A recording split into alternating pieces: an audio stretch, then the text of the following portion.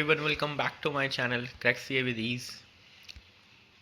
And इस video में मैं इंडिया 41 एग्रीकल्चर कवर करूँगा and specifically illustrations revision video I will cover later on, right. But एक बार देख लेते हैं मेरे भी एक आइडिया लेने के लिए कि क्या क्या चीज़ें होंगी इसमें। देखो, ऑब्जेक्टिव और स्कोप तो होता ही है यार स्टैंडर्ड में। क्या है एग्रीकल्चर एक्टिविटी का क्या मतलब है, एग्रीकल्चरल प्रोड्यूस का क्या मतलब है, बियर प्लांट क्या होते हैं, बायोलॉजिकल एसिड क्या होते हैं, बायोलॉजिकल ट्रांसफॉर्मेशन क्या होती है, ये सारी चीज़ें। और ये नया इंडिया से ही आपके इंटरमीडिएट में भी नहीं था, तो आपने पढ़ा नहीं था, ठीक है। गेन और लॉस निकाल पाओगे इनिशियल। देखो, इनिशियल मेजरमेंट कैसे होगी, सब्सिक्वेंट मेजरमेंट होगी। तो यार पीपी में भी था, इंटेंजिबल में भी था, इसमें भी हो गई। ग्रांट जो हमें मिलेगी, गवर्नमेंट ग्रांट मिलेगी, उसकी कैसे काउंटिंग करेंगे हम, और क्या क्या डिस्क्लोजर प्रोवाइड करेंगे स्टैंडर्ड के अंडर, ठीक है। तो ये तो उन्होंने एक चार्ट, फ्लो चार्ट टाइप दे दिया, ठीक है। स्कोप में देखो क्या क्या है, बायोलॉजिकल एसेट क्या होता है, एग्रीकल्चर प्रोड्यूस क्या होता है पॉइंट ऑफ हार्वेस्ट पे, गवर्नमेंट ग्रांट्स क्या होती हैं। इंडिया 41 अप्लाई नहीं करता land which related to the agriculture activity, bear plants, government grants पे नहीं करता, इंटेंजिबल एसेट्स पे नहीं करता, राइट ऑफ यूज एसेट्स पे क्या है नहीं करता, ठीक है। मतलब इंडिया 16, इंडिया 40 जहाँ लग रहा है वहाँ इंडिया 41 नहीं लगेगा। वही जो इंडिया 16 वाली है, इंडिया 20 पे नहीं लगता। जो अकाउंटिंग फॉर गवर्नमेंट ग्रांट्स उसके उधर है, गवर्नमेंट असिस्टेंस के वो पढ़ेंगे अभी आगे। इंटेंजिबल एसेट्स वाले उस पर नहीं लगता, जो एसोसिएटेड एग्रीकल्चर प्रॉपर्टी से, राइट ऑफ यूज एसेट्स पर नहीं लगता, जो कि रिलेटेड है एग्रीकल्चर एक्टिविटी से, ठीक है। अब बायोलॉजिकल एसेट्स के एग्जांपल देखो आप, शीप हो गया, और एग्रीकल्चर प्रोड्यूस क्या हो गया, वूल। और हार्वेस्ट के बाद प्रोसेसिंग का रिजल्ट क्या है, देखो वो है यार्न या कार्पेट। देखो, शीप तो बायोलॉजिकल मेरा एसेट है, बट उससे मेरा प्रोड्यूस क्या निकलेगा, वूल निकलेगी। और प्रोडक्ट हार्वेस्टिंग के बाद, प्रोसेसिंग के बाद जो मेरा प्रोडक्ट निकलेगा फाइनल, वो निकलेगा यार्न या कार्पेट बनेगा, ठीक है। जो ट्रीज हो गए टिम्बर प्लांटेशन में, वो भी मेरे बायोलॉजिकल एसेट ही होते हैं। उसमें एग्रीकल्चर प्रोड्यूस हो गया, फेल ट्रीज हो गए आपके। प्रोडक्ट जो कि रिजल्ट होते हैं प्रोसेसिंग के आफ्टर हार्वेस्ट, हो गए लॉक्स या लंबर, राइट। डेयरी कैटल हो गई, वो बायोलॉजिकल एसेट है, लेकिन जो मिल्क है जो निकल रहा है वो एग्रीकल्चर प्रोड्यूस है। एंड चीज़ आपकी क्या हो गई, वो प्रोसेसिंग का रिजल्ट है मिल्क से, ठीक है।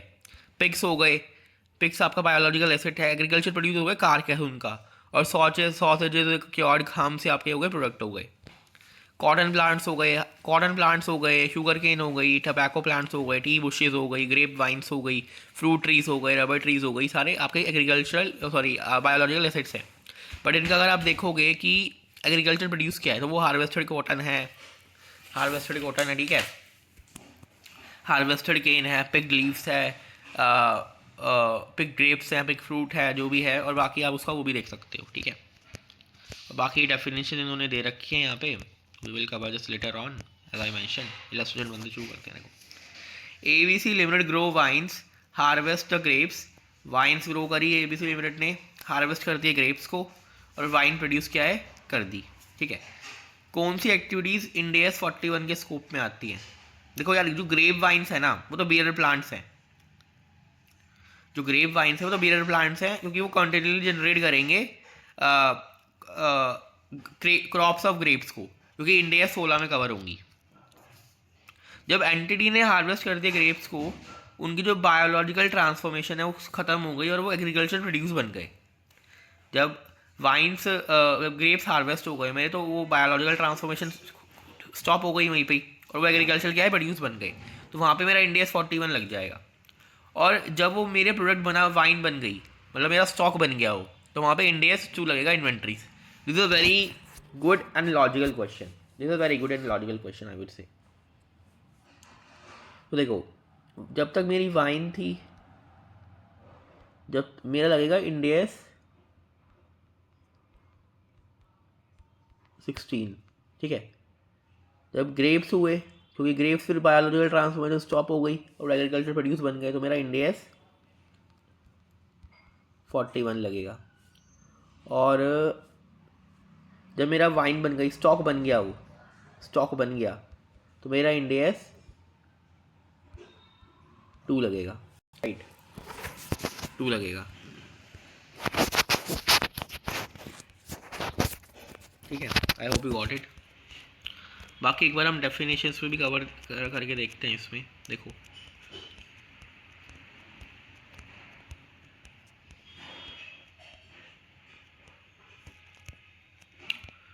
एग्रीकल्चरल एक्टिविटी, बायोलॉजिकल एसेट है, लिविंग प्लांट, एनिमल या प्लांट होता है। बायोलॉजिकल ट्रांसफॉर्मेशन क्या हुई? Process of growth, degeneration, production, procreation.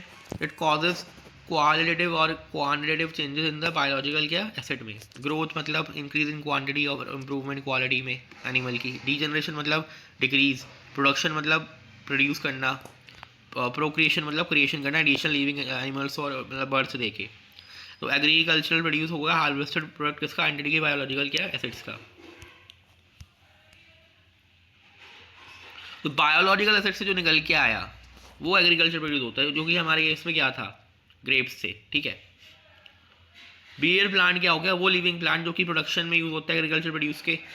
तो पहले मेरा जो बेस है ना वो बियर प्लांट है। बियर प्लांट के ऊपर बनेगा एग्रीकल्चर प्रोड्यूस। एग्रीकल्चर प्रोड्यूस के ऊपर बनेगा मेरा स्टॉक। ऐसे होगा जो हमने लेक्चर में देखा।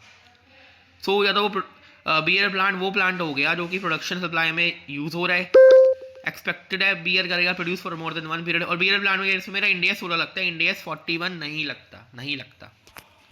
उसका remote likelihood of being sold agriculture produce या फिर except for incidental scrap sales, ऐसे है, ठीक है। So I think this is clear. Illustration 2 पे देखते हैं अब।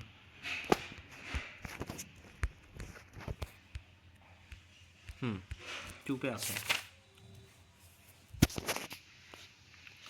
तो 2 हमें बोल रहा है कि a farmer on the dairy heard of 3 years, एक फार्मर डेयरी हर्ड ऑन करता है 3 साल की ओल्ड कैटल की as eight 31st March 21, 1st April 21 with a fair value of 13750।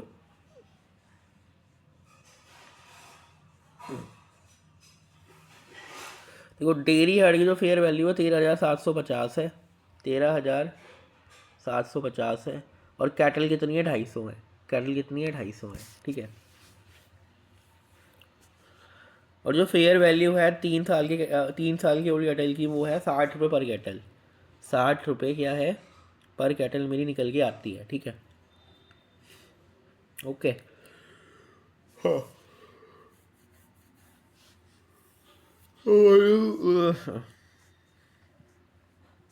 और fair value 4 year old cattle की कितनी निकल के आती है? 75 पर कैटल, ठीक है।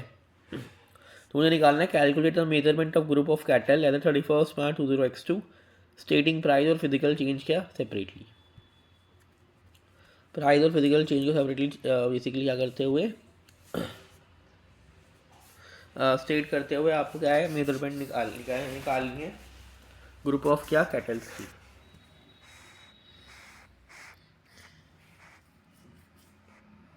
देखो फेयर वैल्यू 1 अप्रैल को क्या दे रखी है मुझे? 21 को इतनी दे रखी है, ठीक है।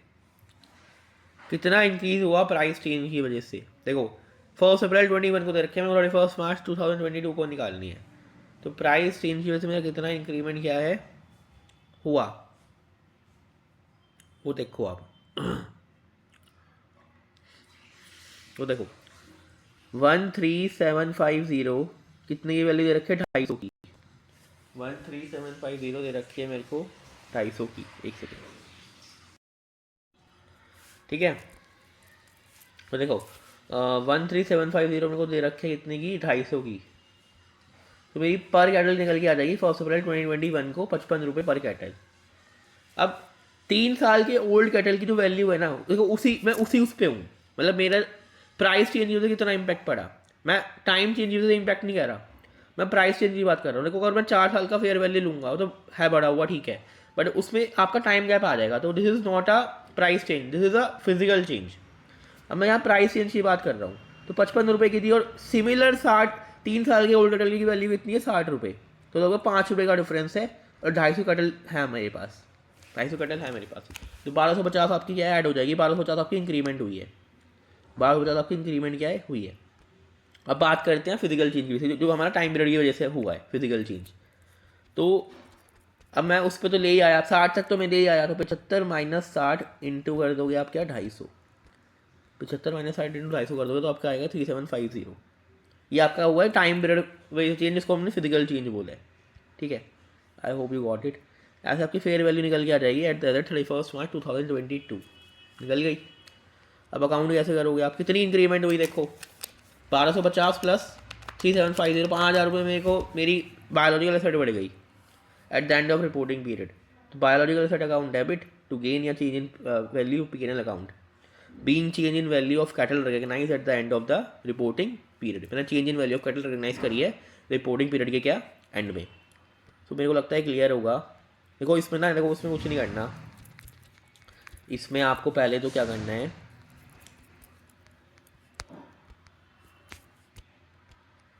इसमें आपको पहले फेयर वैल्यू, देखो हमें फेयर वैल्यू में एडजस्टमेंट करनी है। अब फेयर वैल्यू में जो एडजस्टमेंट है ना, फेयर वैल्यू में जो एडजस्टमेंट है, फेयर वैल्यू में जो एडजस्टमेंट है वो मेरी दो तरीके से हो सकती है। एक हो सकती है प्राइस चेंज की वजह से उसमें हुई है, प्राइस चेंज की वजह से। एक हो सकती है मेरी फिजिकल चेंज की वजह से। Physical change is due to is like physical change includes due to change in time, change in period of time। और भी चीज़ हो सकती है but change in period of time हमने लिया है इसमें मेजर इम्पैक्ट। तो ये टाइम की वजह से हुआ है, ये हुआ है कि प्राइस सेम पीरियड था बट प्राइस अलग था, डिफरेंट प्राइस था, डिफरेंट डीपी मतलब डिफरेंट प्राइस, ठीक है। ओ यार क्या हो गया ये, ठीक है। I hope you got it. So इसमें यही थी चीज़ें। इलस्ट्रेशन 3 देखते हैं फिर। सो इलस्ट्रेशन 3 देखते हैं।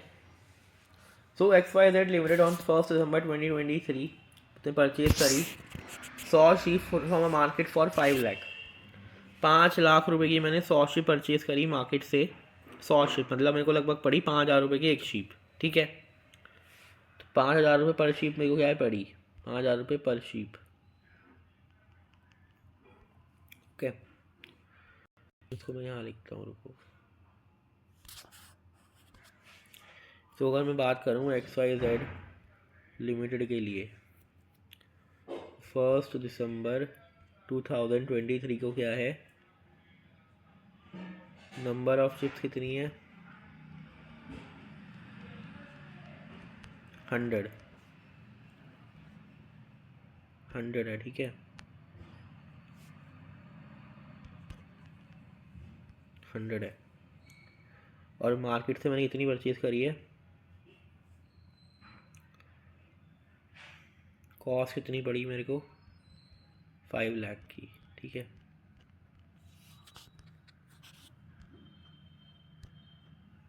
ठीक है सॉरी। तो कॉस्ट पर शीप कितनी बढ़ गई 5000, ठीक है।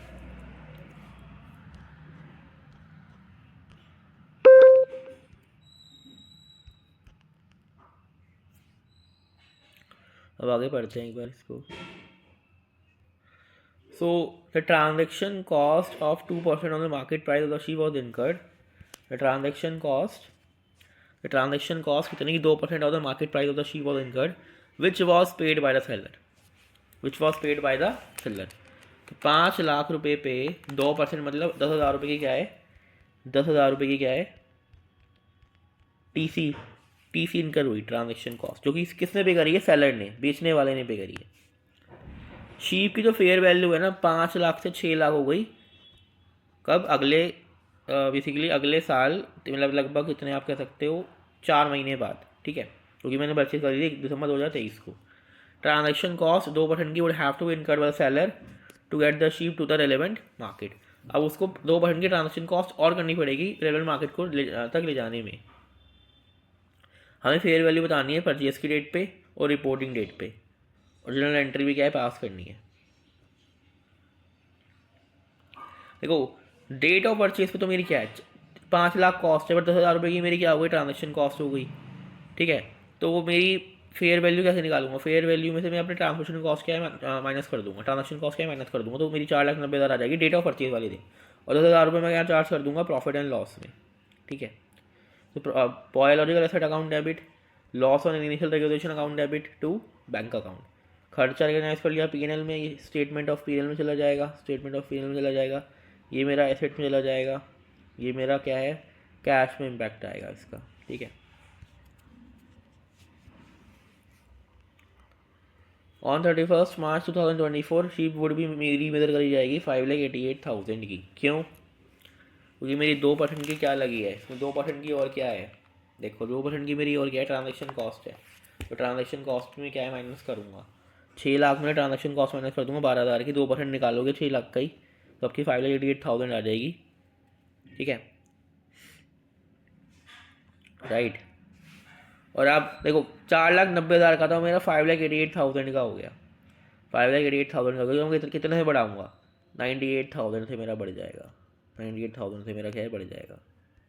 तो biological set to gain change in fair value being the change in fair value recognized at the end of the क्या reporting period. I hope this is got it. देखो इसमें कुछ नहीं है, डेट ऑफ परचेज देखो इसमें ना ये वाली चीज़ है आपको समझाने वाली कि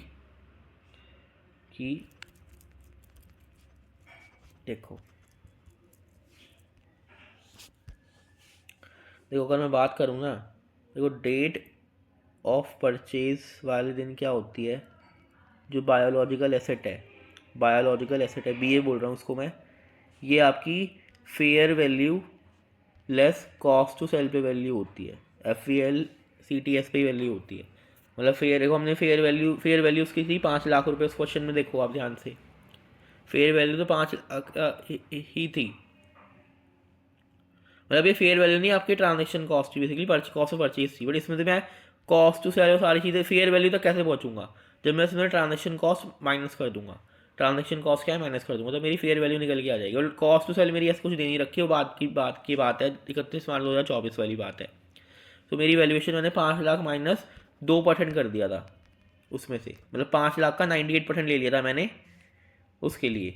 अब सब्सिक्वेंट मेजरमेंट नहीं, देखो इनिशियल मेजरमेंट हो, चाहे सब्सिक्वेंट मेजरमेंट हो, चाहे SM हो चाहे IM हो, मेरे को value fair value less cost to sell पे करनी है। ठीक है, fair value less cost to sell पे करनी है, ये स्टैंडर्ड ही बोलते हैं हमें, और लॉजिकल भी है यार, क्योंकि इनमें वैल्यूज़ में काफ़ी चेंज आता रहता है कुछ ना कुछ, तो स्टैंडर्ड बोलते हैं भाई फेयर वैल्यू पे वैल्यू करो। ठीक है,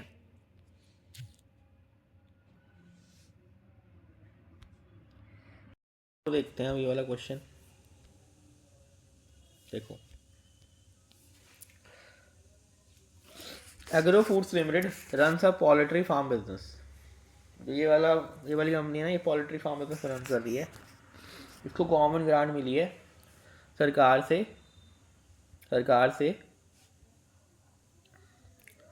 for setting up a new poultry unit in backward area. It has received a government grant from the government for setting up a new poultry unit किसमें बैकवर्ड एरिया में। Agro foods limited used the amount of government grants to buy the first batch of broiler birds incubators.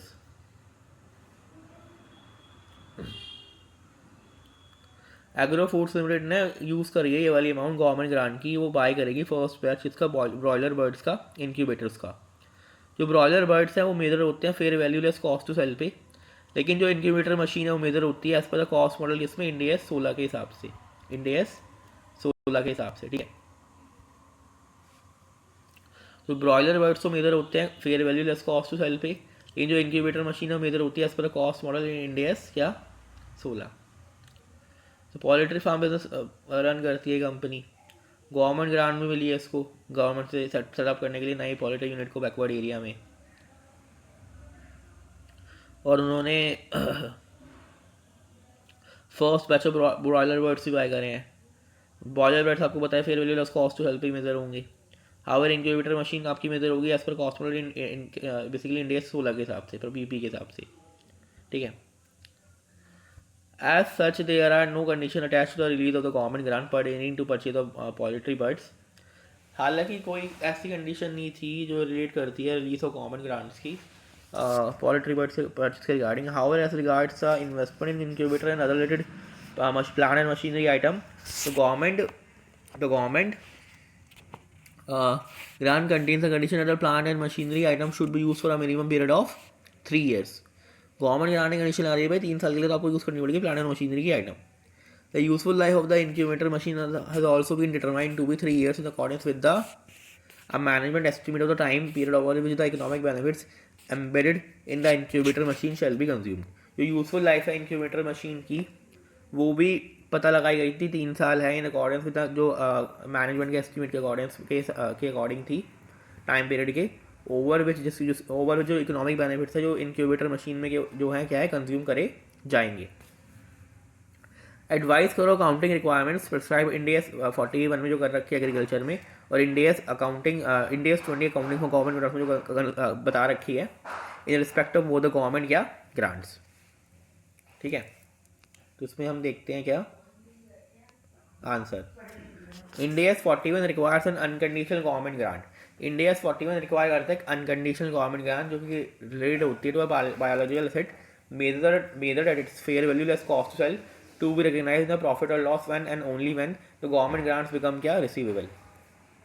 तो इंडियस 41 क्या कहता है, Indians 41 कहता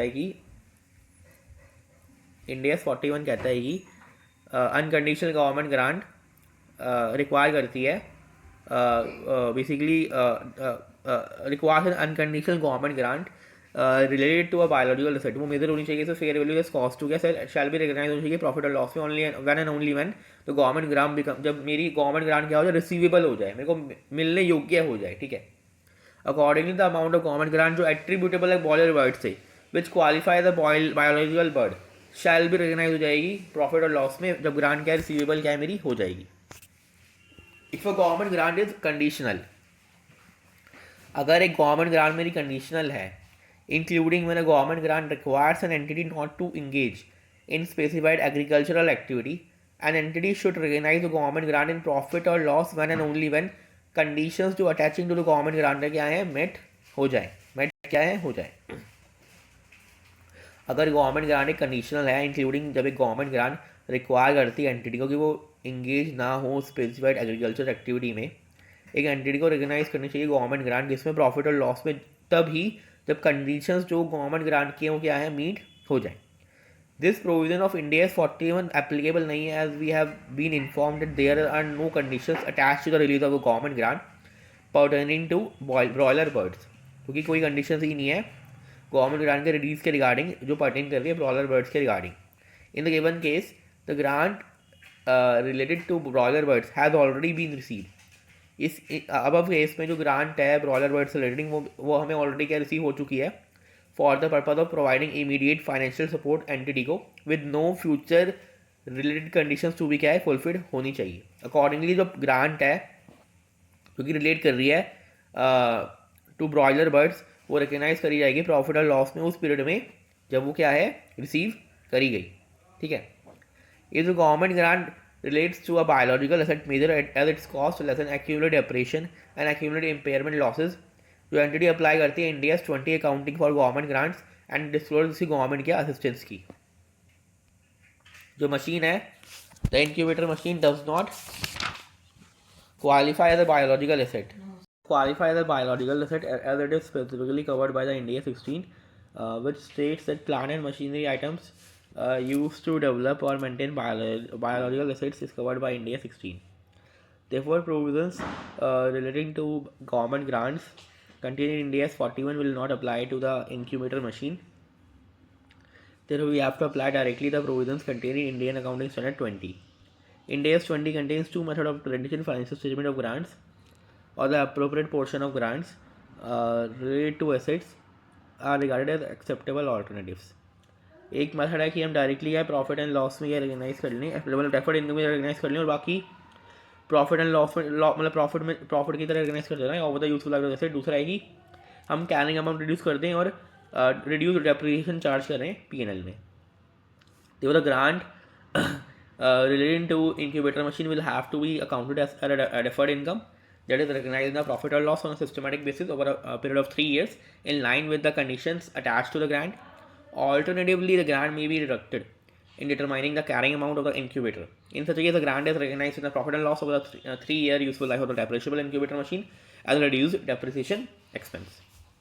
देखो अभी यार ये तो मैंने थ्योरी पढ़ दी इसमें, बट मेरे को लगता है कि अभी आप लोगों को समझ नहीं आया होगा. इसको मैं थोड़ा सिंप्लीफाई करता हूँ. क्वेश्चन है हमें फिर से एक बार चीज़ें समझनी पड़ेंगी. देखो पोल्ट्री फार्म बिजनेस एक कंपनी रन करती है, उसको गवर्नमेंट ग्रांट मिली है गवर्नमेंट से एक नया पोल्ट्री फार्म यूनिट्स क्या है सेटअप करने के लिए बैकवर्ड एरिया में.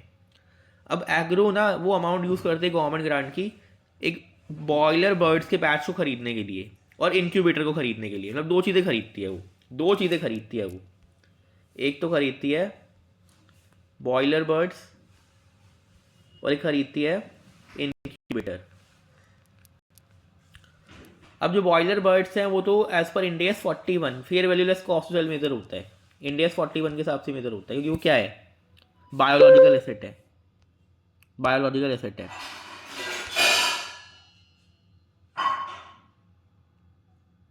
ठीक है.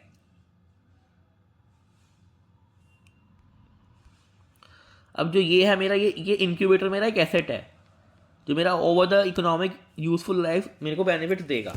तो यहाँ पे तो इंड AS 41 लगेगा नहीं और यहाँ पे इंड AS 20 लगेगा मेरा डायरेक्टली. इंड AS 20 लगेगा और इंड AS 116 लगेगा.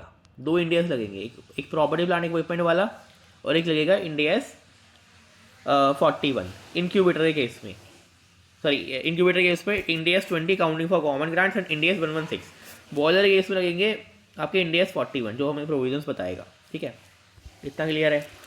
अब जो मैंने इसको सेपरेट करा देखो, अब जो बॉयलर है ना, बॉयलर में तो क्या वो मेरी कंडीशन मीट हो गई क्योंकि ऐसे कोई मतलब बॉयलर में कोई कंडीशन है ही नहीं. बॉयलर बर्ड्स के केस में क्या कोई कंडीशन है ही नहीं गवर्नमेंट ग्रांट के रिलीज के रिगार्डिंग. ठीक है, बॉयलर साफ लिखा हुआ है बॉयलर में कोई कंडीशन नहीं है गवर्नमेंट ग्रांट के रिलीज के रिगार्डिंग जो पोल्ट्री बर्ड्स के रिगार्ड है. बट जो इंक्यूबेटर है इन्वेस्टमेंट में उसमें कार के गवर्नमेंट ने कह रखा है कि 3 साल के तो हमें क्या मशीनरी यूज़ करनी पड़ेगी और यूज़फुल लाइफ भी उसकी 3 साल है. तो ग्रांट हमें 2 पर्सपेक्टिव से मिली है. आप ये समझो ग्रांट हमें यहाँ पे 2 पर्सपेक्टिव से मिली है. एक मिली है मेरे को बॉयलर की जो कि मेरा बायोलॉजिकल एसेट है. एक मिली है मेरे को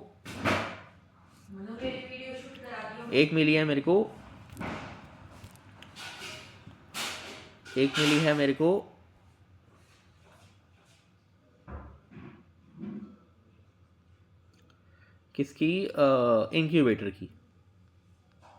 अब इंक्यूबेटर में गवर्नमेंट ने कंडीशन लगा दी 3 साल की, यहाँ पे कोई कंडीशन नहीं है.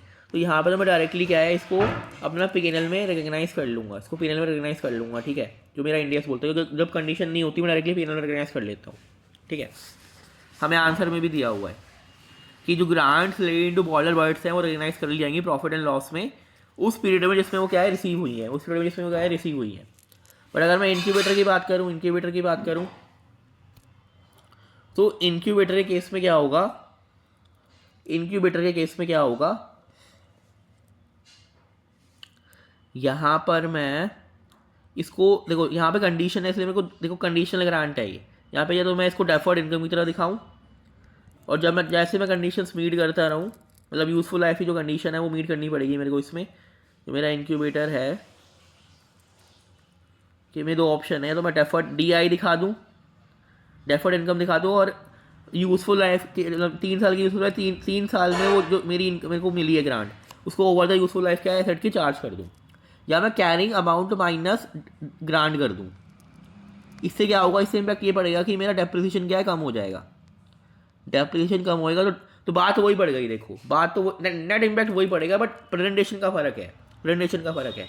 और ये आपने कहीं ना कहीं गवर्नमेंट ग्रांट में जो आपने इंटरमीडिएट में AS पढ़ा है उसमें भी आपने पढ़ रखा है ये चीज़. ठीक है, तो एक बार आप आंसर रेफर करना आपको क्लियर हो जाएंगी सारी चीज़ें. ओके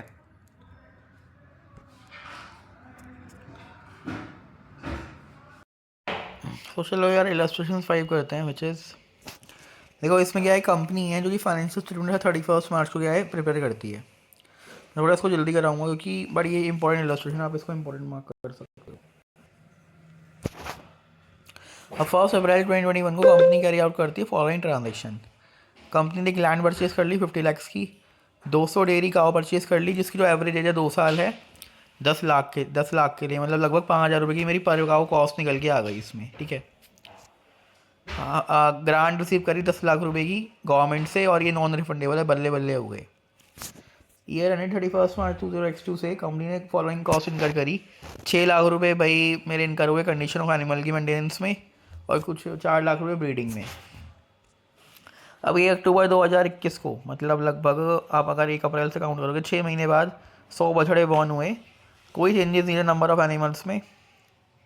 मून लीवर के पास 3,000 लीटर ऑफ अनसोल्ड मिल्क भी है, ये भी हमें दे रखा है, और मिल्क बेच दिया गया ईयर एंड के बाद मार्केट प्राइसेस पे। अब हमें इन्फॉर्मेशन दे रखी है फेयर वैल्यूज़ पे। देखो हमें ना लैंड की, न्यू बॉर्न काफ्स की, 6 मंथ्स काफ्स की, 2 ईयर ओल्ड काफ्स की, 3 ईयर ओल्ड काफ्स की, मिल्क की, सबकी फेयर वैल्यू लेस कॉस्ट दे रखी है, जिसके बेस पे हम क्या है अपनी बैलेंस शीट और P&L का एक्सट्रैक्ट बनाएंगे फाइनेंशियल स्टेटमेंट में।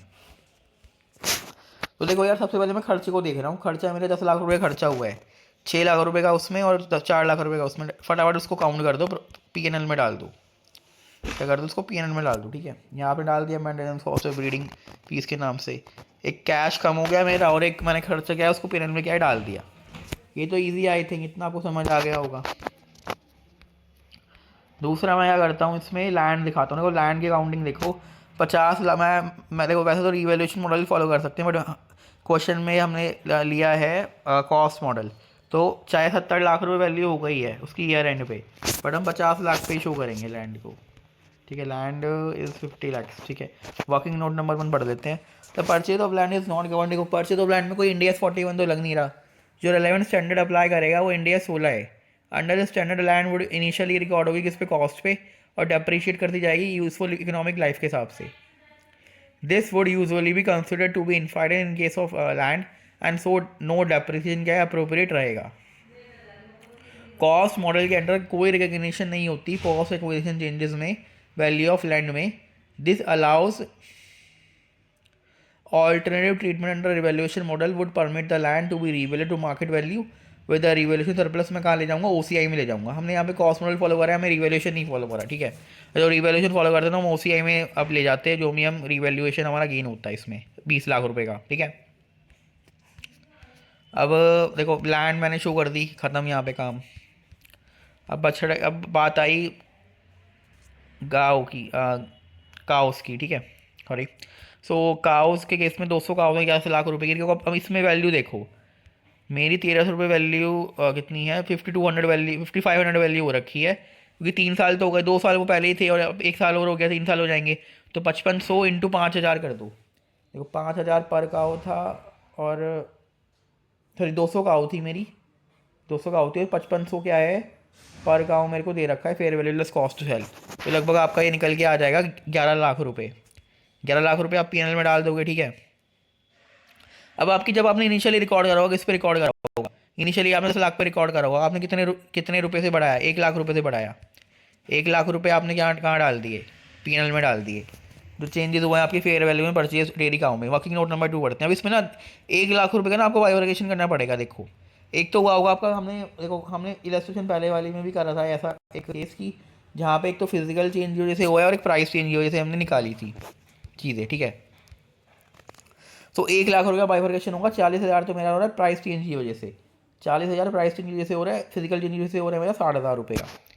अब देखो ये 40,000 रुपये कैसे निकला, 200 काउ थी, 5200 दे रखा है मेरे को रेट किसका, 5200 दे रखा है 2 साल की काउ का ही पर काउ, और 5,000 मेरा पहले था, तो मैं 200 रुपये से बढ़ा दूंगा, 200 रुपये और चेंज हो गया, और 3 साल की काउ का 5500 दे दिया, 300 रुपये उससे बढ़ जाएंगे मेरे, ठीक है। तो 300 रुपये यहाँ बढ़ गए, और 200 रुपये मैंने यहाँ अकाउंट कर लिए, ठीक है। तो 1 लाख रुपये निकल के, देखो टोटल तो 1 लाख रुपये आएगा, वो तो बस बाइफरकेशन कर दी उन्होंने। और ये वर्किंग नोट भी इंपॉर्टेंट आपको बना के आना पड़ेगा उसमें। सो जो टोटल डिफरेंस है between the fair value of matured heard और जो उसकी इनिशियल कॉस्ट है वो P&L में चली जाएगी, और मेंटेनेंस और ब्रीडिंग कॉस्ट हमने डाली थी 10 लाख रुपये की, कहाँ पे एज एक्सपेंसेस। अब अगर मैं ग्रांट की बात करूँ, ग्रांट देखो नॉन रिफंडेबल है, कोई अनकंडीशनल ग्रांट है, और इसमें कोई मतलब कोई इंडिया उसका स्पेसिफिक ग्रांट वाला नहीं लगेगा, इसमें इसकी वाला इंडिया लगेगा, क्योंकि जहाँ पे अनकंडीशनल ग्रांट होती है मैं उस ग्रांट को कहाँ है पिनल में डाल देता हूँ, डायरेक्टली पिनल में डाल दूँ। ग्रांट है क्या, 10 लाख रुपये की ग्रांट है, मैं डायरेक्टली पिनल में डाल दूँगा। 10 लाख रुपये हो गया, ठीक है, ये भी हो गया। अब करते हैं जो बछड़े बानों में, बछड़े बानों में आपको वो भी रिकगनाइज़ करने पड़ेंगे 100 काफ से। और 1 अक्टूबर को वैल्यू देखो उनकी 1100 रुपये है, 1100 रुपये वैल्यू है, ठीक है। तो लगभग 1,10,000 तो वो गए, और प्लस मेरी 1300 रुपये और 200 रुपये और बढ़ गई, क्योंकि 6 महीने ओल्ड हो गए वो। तो 200 रुपये और ऑर्गेनाइज कर लो, 20,000 रुपये, तो 1,30,000 रुपये ऑर्गेनाइज कर लोगे। हम यहाँ पे वर्किंग नोट नंबर 4 देखते हैं। सो ये बायोलॉजिकल एसेट है और फेयर वैल्यू मॉडल ही फॉलो होगा यहाँ पे भी। और ब्रीडिंग जो फीस है वो इनकम में चार्ज हो जाएगी। और जो एसेट है 1,30,000 का वो बैलेंस शीट और क्रेडिट हो जाएगा प्रॉफिट एंड लॉस में। तो 1,30,000 आपके यहाँ पे आ गए एक तो, प्लस 1,30,000 आपके यहाँ पे अभी आ जाएंगे। तो दोनों इम्पैक्ट हमने दिखा दिए यहाँ पे, राइट। अब बात रही है आपकी मिल्क की। मिल्क क्या था, मेरी इन्वेंट्री शो होगी बाद में, बट अभी तो वो वैसे एसेट मैं उसको fair value less cost sell पे वैल्यू करूँगी। मेरे को कॉस्ट दे रखी है यहाँ पे, तो 24 इंटू आप कर दो, 24 रुपये मेरे को वैल्यू दे रखी 31 मार्च को, और 3,000 का है, तो ये लगभग आ गया मेरा 72,000 आ जाएगा। 72,000 यहाँ चला गया, 72,000 आप कहाँ डालोगे बताओ, इन्वेंट्री में डाल दोगे, राइट। तो टोटल इनकम आ जाएगी, एक्सपेंस आ गए, माइनस कर दो, इनका इनकम आ जाएगी 3,02,000 की, ऐसे ही आ जाएगा। इन्वेंट्री वाला पॉइंट पढ़ देते हैं। ग्रांट का तो चलो ठीक है, ग्रांट तो आप पढ़ ही लोगे। ये एग्रीकल्चर प्रोड्यूस है और इनिशियली रिकग्नाइज होगा, जो कि बायोलॉजिकल एसेट्स पे जैसे क्योंकि देखिए ये ना अभी एग्रीकल्चर प्रोड्यूस है, अभी अनसोल्ड है, तो इसलिए हम इसको एग्रीकल्चर प्रोड्यूस मान रहे हैं। और बायोलॉजिकल एसेट जैसे वैल्यू होते हैं वैसे ही हम वैल्यू करेंगे, वैसे ही मिल्क को। तो उसकी वैल्यूशन होगी 72,000 की कॉस्ट पे, future application of India to the unsold क्या मिल्क, राइट। तो मेरे को लगता है आपको समझ आ गया होगा। देखो इसमें कुछ नहीं करना था, इसमें आपको बैलेंस शीट का फॉर्मेट बनाना है, इनकम का फॉर्मेट बनाना है। और जहाँ देखो हर एक आपको पता है डबल इम्पैक्ट आता है, जहाँ पे अगर आप पेनल पे इम्पैक्ट कर रहे हो, बैलेंस शीट का भी इम्पैक्ट देखो कहाँ पड़ रहा है। अगर इस लॉजिक के साथ करोगे, पॉइंट बाय पॉइंट चलोगे, तो आपका एक क्वेश्चन बहुत आराम से हो जाएगा। प्लस आपको पता ये तो पता ही है कि भाई मेरा जो चेंज आएगा, एक दूसरी ध्यान में रखने वाली बात ये है कि जो मेरा चेंज आएगा वो देखो एक फिजिकल चेंज होगा, एक प्राइस चेंज होगा, वो आपको बस वर्किंग नोट में आपकी अलग अलग कैलकुलेशन दिखानी पड़ेगी। और जो मेरा बछड़े हुए हैं और जो मेरी काऊ है, दोनों ही मेरी बायोलॉजिकल एसेट है, और वो मेरे क्या है fair value less cost sell पे क्या है वैल्यूएशन होगी उनकी, राइट। यही चीज़ें हैं इसमें। और बस वर्किंग नोट ध्यान रखना बनाना। और फॉर्मेट देखो, इस फॉर्मेट में आपको आंसर लिख के आना है आईसीआई के फॉर्मेट के हिसाब से, right. I hope you got it, thank you. Hi everyone, welcome back to my channel Track CA with Ease. So in this video I will be covering test and knowledge questions of India's 41 agriculture. Question 1 talks about NTDA purchase cattle at an auction. NTDA ने cattle purchase करी auction पे, ठीक है, on 30 June 2021। Purchase price मेरे को दे दिया कितना, purchase price मेरे को दे दिया कितना 1 lakh rupees. Cost of transporting the cattle back to the entity's farm दे दिया 1,000 रुपये। खरीदने वाला प्राइस दे दिया, कॉस्ट ऑफ ट्रांसपोर्टेशन का प्राइस दे दिया, सेल प्राइस दे दिया कैटल का at 31 March 2022 1,10,000। The company would have to incur similar transportation cost if it were to sell the cattle at auction in addition to an auctioneer's fees of 2% of sale price। Company को similar transportation cost incur करनी पड़ेगी करके वो cell करेगी cattle को auction पे, in addition में to N auctioneer के जो फीस है 2% ऑफ सेल्स प्राइस का जो लगेगा। ऑक्शनियर चार्ज करता है 2% सेलिंग प्राइस का from both the buyer as well as the seller. तो हमें निकालना है वो वाली अमाउंट जिस पे कैटल रिकग्नाइज होगी, इनिशियल रिकग्नाइज होगी बुक्स में 31 March 2022 को। हमें कॉरस्पॉन्डिंग जनरल एंट्री भी शो करनी है। थोड़ा ट्राई करो, फिर करते हैं इसको अपने आप से।